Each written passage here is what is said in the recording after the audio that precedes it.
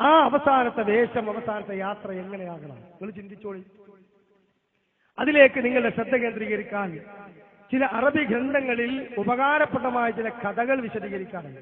ആയത്വദീസൊന്നുമില്ല, ഉപകാരപ്രദമായ ചില കഥകൾ, ഗുണപാഠം ഉൾക്കൊള്ളാൻ പറ്റും. 4 ഭാര്യമാരുള്ള ഒരു മനുഷ്യൻ. അയാള് ജീവിതത്തിൽ ആദ്യമായ അയാളുടെ ജീവിതത്തിലേക്ക് വന്ന പ്രിയപ്പെട്ട സഖി, ആ ഭാര്യയെ അയാൾ ഒരു ദിവസം പോലും സ്നേഹിച്ചിട്ടില്ല, തലോടിയിട്ടില്ല, മാന്യമായൊരു ഭക്ഷണം അവൾക്ക് കൊടുത്തിട്ടില്ല, നല്ലൊരു വസ്ത്രം അതിനണിയിച്ചിട്ടില്ല. ആ ഭാര്യയുടെ പരാതികൾ ഇതുവരെ അംഗീകരിച്ചിട്ടോ കേട്ടിട്ടോ ഇല്ല. ഒക്കെ തന്നിഷ്ടപ്രകാരം ചെയ്യുക, ആ ഭാര്യക്കെതിരായി ജീവിക്കുക, അവളെ എപ്പോഴും അകന്ന് പിന്നെ വെറുത്ത് ജീവിക്കുന്ന ഒരു മനുഷ്യൻ. എന്നാൽ അയാളുടെ അവസാനമായി വന്ന 4ാമത്തെ ഭാര്യയോടോ അയാൾക്ക് അടങ്ങാത്ത ഇഷ്ടമാണ്. ഓരോ രാവും പകലും ആ ഭാര്യയ്ക്ക് വേണ്ടി മണിക്കൂറുകളാണ് ആ മനുഷ്യൻ ചെലവഴിക്കുന്നത്. ആ ഭാര്യയുടെ ഇഷ്ടത്തിന് വേണ്ടി ഇസ്ലാമിലെ ഒരുപാട് കർമ്മങ്ങൾ വരെ ചവിട്ടി അങ്ങ് വലിച്ചെറിയുകയാണ് ആ മനുഷ്യൻ ചെയ്യുന്നത്. ആ ഭാര്യയുടെ ഒരു മുടി നിരക്കുന്നതോ തൊലി നിരക്കുവിന് ചുളിയുന്നതോ പോലും ഇയാൾക്ക് ഇഷ്ടമില്ല. അതുകൊണ്ട് തന്നെ ആ ശരീരത്തെ, ആ ഭാര്യയുടെ സൗന്ദര്യം പ്രകടിപ്പിക്കുന്ന, അതിങ്ങനെ നന്നായി സ്ഫുടം ചെയ്തെടുക്കാൻ ഒരുപാട് ലേപനങ്ങൾ വാരി പുരട്ടുന്ന, അത് വാങ്ങിക്കൊടുക്കുന്ന മനുഷ്യനാണ്. 4ാമത്തെ ഭാര്യയോടുള്ള നിലപാട് അയാൾക്ക് അതാണ്. 3ാമത്തെ ഭാര്യയായി കടന്നു വന്ന അയാളുടെ 4ാമത്തെ ഭാര്യയ്ക്ക് തൊട്ടു മുമ്പായി 3ാമത്തെ ഭാര്യയായി കടന്നു വന്ന ആ ഭാര്യയോട് ഇയാളുടെ നിലപാട് എങ്ങനെയാണ്? ആ ഭാര്യയോടും ഇയാൾക്ക് അടങ്ങാത്ത ഹുബ്ബാണ്. ആ ഭാര്യയ്ക്ക് വേണ്ടി തന്റെ വികാരങ്ങളും വിചാരങ്ങളും വരെ പിടിച്ചു വെച്ചുകൊണ്ട് വിദേശത്തേക്ക് വരെ എത്ര യാത്രകളാണ് അയാൾ പോയത്. മാത്രമല്ല ഹറാമിന്റെ ഹലാലിന്റെ പട്ടികൾ പോലും നോക്കാതെ ആ ഭാര്യയുടെ ഇഷ്ടത്തിന് വേണ്ടിയാണ് ആ മനുഷ്യൻ ഉണ്ടാക്കിയത്. അങ്ങനത്തെ ഒരു മനുഷ്യൻ 2ാമത്തെ ഭാര്യയോടും ഇതുപോലെ തന്നെ അടങ്ങാത്ത സ്നേഹമാണ്. ആ ഭാര്യയെ ഓർത്തുകൊണ്ട് അയാള് എന്ത് ചെയ്തിട്ടുണ്ട്? ഇഷ്ടം പോലെ സമ്പത്തുണ്ടാക്കിയിട്ടുണ്ട്. ആ ഭാര്യ 10,000 ചോദിക്കുമ്പോ, 40,000 ചോദിക്കുമ്പോ, 50,000 ചോദിക്കുമ്പോ, ലക്ഷങ്ങൾ ചോദിക്കുമ്പോ മടിയില്ലാതെ, ഒരു പിശുക്ക് പോലും ഹൃദയത്തിലില്ലാതെ കെട്ടുകൾ അയച്ചു കൊടുത്തിട്ടുണ്ട്.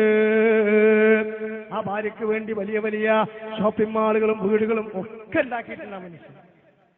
അങ്ങനെ ഈ 3 ഭാര്യമാരെയും ജീവിതത്തിൽ നന്നായി പരിഗണിച്ച് അദ്ദേഹത്തിന്റെ ജീവിതത്തിന്റെ ഗന്ധമറിയുന്ന, ആദ്യമായി കടന്നു വന്ന കൂടപ്പറപ്പായ ആദ്യ ഭാര്യയെ ജീവിതത്തിൽ ശ്രദ്ധിക്കാതെ അവഗണിച്ചൊരു മനുഷ്യൻ മരിക്കാൻ കിടക്കുകയാണ്. ഇത് പറയുമ്പോൾ, ഇത് കേൾക്കുമ്പോ 4 പെണ്ണെട്ടിയിട്ട് അനീതി കാണിച്ച് മരിച്ചു പോണ ഒരാളെ കഥ പറയാനല്ല. ഈ പറഞ്ഞ 4 കാര്യവും നമ്മുടെ ജീവിതവുമായി ബന്ധപ്പെട്ടതാണ്. അതുകൊണ്ട് പ്രിയപ്പെട്ട സഹോദരങ്ങളെ, ഇവിടെ ഇയാൾ മരിക്കാൻ കിടക്കുമ്പോ ഇയാളുടെ ജീവിതത്തിലെ പ്രിയപ്പെട്ട ഭാര്യയായ 4ാമത്തെ ഭാര്യയുടെ മുഖത്തേക്ക് നിസ്സഹായനായി അയാൾ നോക്കി. എന്നിട്ട് അവളോട് ചോദിച്ചു, പ്രിയതമേ, ഞാൻ യാത്ര പോവുകയാണ്, മടക്കമില്ലാത്ത യാത്രയാണ്. 75-ാമത്തെ ആയ സൂറത്ത് ഖിയാമ 30-ാമത്തെ ആയത്തിലൂടെ പറഞ്ഞില്ലേ, ഇലാ റബ്ബിക യൗമഇദിൽ മസാഖ്, എന്നേക്കുമായുള്ള യാത്രയാണ്. ആ യാത്രയ്ക്ക് വേണ്ടി ഒരുങ്ങുമ്പോൾ ഞാൻ എല്ലാം നിനക്ക് വേണ്ടിയല്ലേ ത്യജിച്ചത്? ഇസ്ലാമിന്റെ പല മൂല്യങ്ങളും ഞാൻ ചവിട്ടി പതിച്ചത് നിനക്ക് വേണ്ടിയല്ലേ?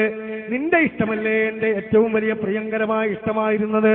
അതുകൊണ്ട് പ്രിയതമേ, ഞാൻ ഇതാ പോകുന്നു, നീ എന്റെ കൂടെ പരലോകത്തേക്ക്, മഹ്ശറയിലേക്ക് വരുവോ? ചോദ്യമാണ്. ഖബറിൽ വരുവോ?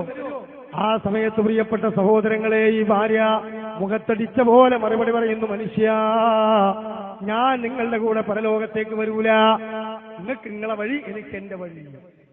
ഈ മനുഷ്യൻ സ്വപ്നങ്ങൾ മുഴുവനും തകർന്നു. നിസ്സഹായനായി 3ാമത്തെ ഭാര്യയുടെ മുഖത്തേക്ക് നോക്കിയിട്ട് ചോദിച്ചു, നീയെങ്കിലും എന്റെ കൂടെ ഒന്ന് വരുമോ? നിനക്ക് വേണ്ടി എത്ര രാപ്പകലുകളാണ് എന്റെ വികാരത്തെ പിടിച്ചു നിർത്തി ഞാൻ ഓടിയത്, എത്ര ഹറാമുകളാണ് ഞാൻ വാരിക്കൂട്ടിയത്, എത്രയാണ് നമുക്ക് നിന്റെ ബാങ്ക് ബാലൻസ് ഉണ്ടാക്കിയത്, ഒക്കെ നിനക്ക് വേണ്ടിയല്ലേ, നീ വരുമോ? അപ്പോൾ ആ ഭാര്യ പറഞ്ഞു, എന്ത്? ഞാൻ നിങ്ങളുടെ കൂടെ വരാം. എവിടെ? മരിച്ചു കഴിഞ്ഞാൽ ഉമ്മറപ്പടി വരെ, വീടിന്റെ ഉമ്മറപ്പടി വരെ ഞങ്ങളൊപ്പം വരും. നിങ്ങളെ കട്ടില് ആൾക്കാരണ്ട് കൊണ്ടയാ ഞാൻ നിങ്ങൾ പിരിഞ്ഞു പോരും. ദുഃഖിതനായി മനുഷ്യൻ നിരാശ കൊണ്ട് ശ്വാസം വിടാൻ പോലും കഴിയാതെ കണ്ണുകൾ മേൽപോട്ട് ഉയർന്ന സഖറാത്തിന്റെ അന്തിമ ഘട്ടത്തിലാണ്. 2ാമത്തെ ഭാര്യയോട് ചോദിച്ചു, ഇവരൊക്കെ പറഞ്ഞത് നീ കേട്ടല്ലോ, നിനക്കെങ്കിലും എന്റെ കൂടെ വരാൻ പറ്റുമോ മഹ്ശറയിലേക്ക്? പരലോകത്തേക്ക് നീ എന്നെ സഹായിക്കുമോ? എന്റെ കൂടെ വന്നുകൊണ്ട് നീ എന്റെ കൂടെ എനിക്ക് തുണയാകുമോ? നിനക്ക് വേണ്ടി ഞാൻ എത്രയെത്ര ലക്ഷങ്ങളാണ് അയച്ചു തന്നിട്ടുള്ളത്. ഞാൻ അധ്വാനിച്ച നീരും ചോരയുമാകുന്ന വേതനം ഒരു പിശുക്ക് പോലും ഇല്ലാതെ എത്രയാണ് നിനക്ക് വണ്ടിക്ക് വേണ്ടി, വാഹനത്തിന് വേണ്ടി, അതുപോലെ തന്നെ നിനക്ക് ആവശ്യമായ എല്ലാ സംഗതികൾക്കും വേണ്ടി ഞാൻ തന്നത്. അപ്പ ഭാര്യ പറയാനുള്ളത്, മനുഷ്യ ഞങ്ങളെ കൂടെ വരാ, ഖബർ വരെ വരാ, മില്ലത്ത് ചൊല്ലി നിങ്ങളെ ഖബർ കണ്ട് വെച്ച് കഴിഞ്ഞാൽ, മണ്ണിട്ട് കഴിഞ്ഞാൽ പിന്നെ ഞാൻ പോകും, കുറച്ചേരൊക്കെ നിൽക്കും, പിന്നെ ഞാൻ പോകും, നിങ്ങളെ കൂടെ എനിക്ക് മഹ്ശറിലേക്ക് വരാൻ പറ്റൂല. ആ സമയത്ത് പ്രിയപ്പെട്ട സഹോദരങ്ങളെ, ആള് അവിടെ ഏതാ സ്തംഭിച്ചു പോവുകയാണ്. കാരണം ഒന്നാമത്തെ ഭാര്യയോട് പിന്നെ സംസാരിക്കാനുള്ള അർഹത അയാൾക്കില്ല. കാരണം എന്താ? ജീവിതത്തിൽ അതിനെ തിരിഞ്ഞു നോക്കിയിട്ടില്ല.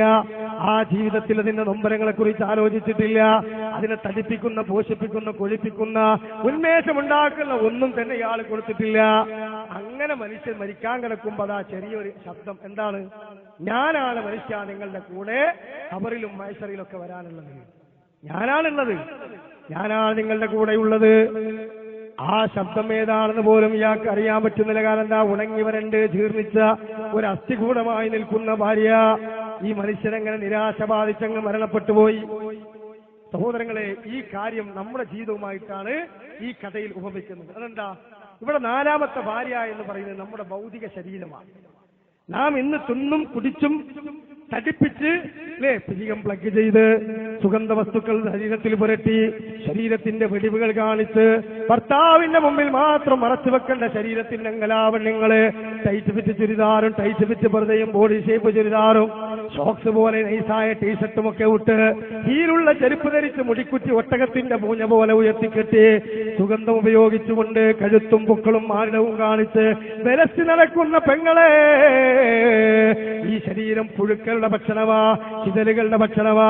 ബിരിയാണിക്ക് താഴെ പാന്റ് ധരിച്ച് തുണി വലിച്ചഴച്ച് ഗ്രീക്ക് സംസ്കാരത്തിന്റെ ഭാഗമായിട്ട് 24 മണിക്കൂർ നിന്റെ ദേഹേച്ചക്ക് അടിമപ്പെട്ട് മദ്യപിച്ച് സംഗീതത്തിന് അടിമപ്പെട്ട് അതുപോലെ ലോട്ടറിക്ക് അടിമപ്പെട്ട് ക്ലബുകളിൽ നിന്ന് കാരംസ് മുട്ടി തീർത്ത് ക്രിക്കറ്റ് ടെസ്റ്റ് പരമ്പരയുടെ മുമ്പിൽ നിന്ന് ഊർജം കളഞ്ഞ് അതുപോലെ തന്നെ ഹറാമായ രൂപത്തില് ഒരുപാട് നമസ്കാരങ്ങൾ, നോമ്പുകള്, പുണ്യകർമ്മങ്ങൾ മുഴുവനും ഉപേക്ഷിച്ചുകൊണ്ട് നീ നിന്റെ ശരീരത്തിന്റെ ഭൗതികമായ തുടിപ്പിന് വേണ്ടിയല്ലേ മനുഷ്യ ഓടിയത്.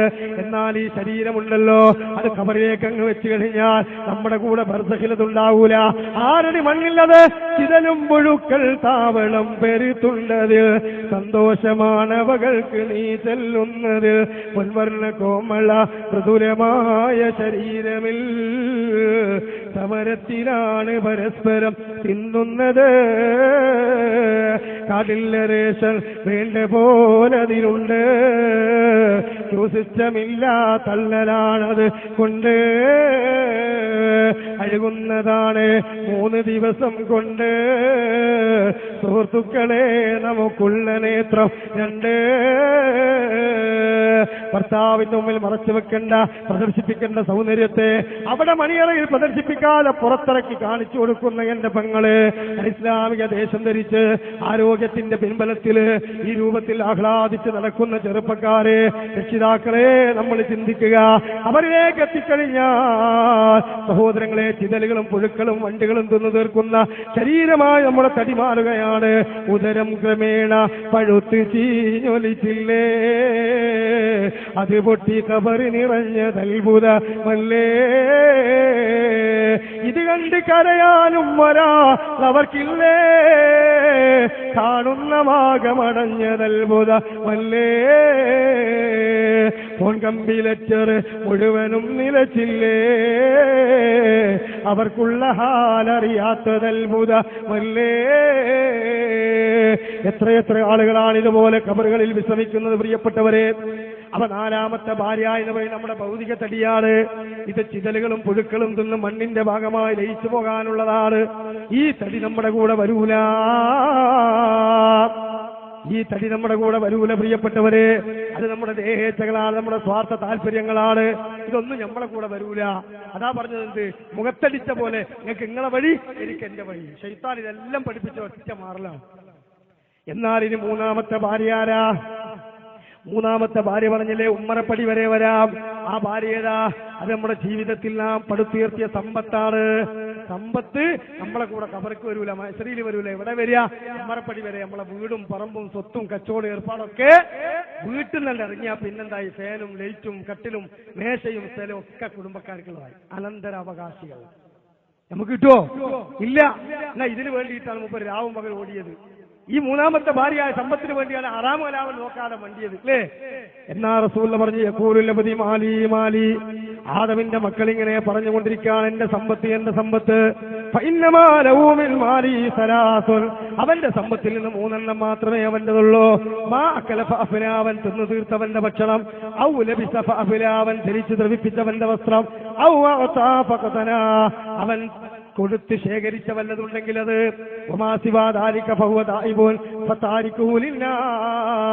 ബാക്കിയുള്ളതൊക്കെ കുടുംബക്കാർക്ക് വിട്ടേച്ചുകൊണ്ടാണ് പോവുകയാണ്. വല്ല ബോധമുണ്ടെന്ന് മുസ്ലിം സമുദായത്തിലെ ആളുകൾക്ക് ഹറാം ഹലാൽ നോക്കാതെ വാരിക്കൂട്ടുകയാണ്, അല്ലേ?